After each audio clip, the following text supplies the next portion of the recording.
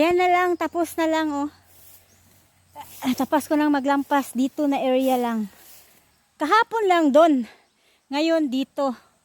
Ayan. Everyday lang, mayroon talaga akong gagawin para matapos no paunti-unti. Ganon yung strategy ko lang. Tingnan mo ako lang. Basa-basa ng ano sanina, parang naliligo talaga ako ng tubig lang.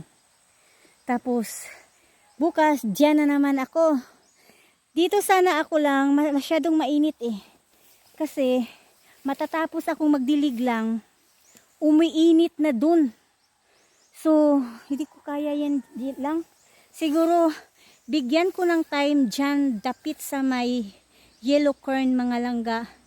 Ng time talaga, yung hapon, kasi walang init. So dito ako kasi wala pang masyadong init dito mga langga. So tapos na po ako mga langga, bukas na naman. Dyan na naman yung punteriya ko. Tapos doon, hanggang matapos mga langga. So ayan mga langga. Pawis na po ako mga langga. Mabuti pa lang ito sa gym mga langga, no?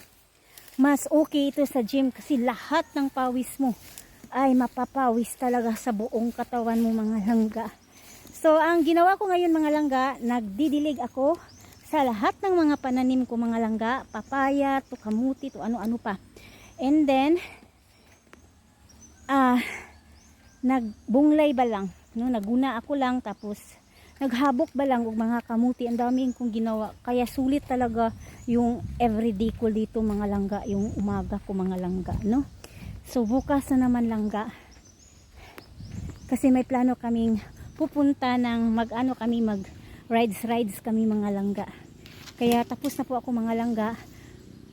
Kaunti na lang langga, maglampas ako, kaunti lang talaga dun sa may taas.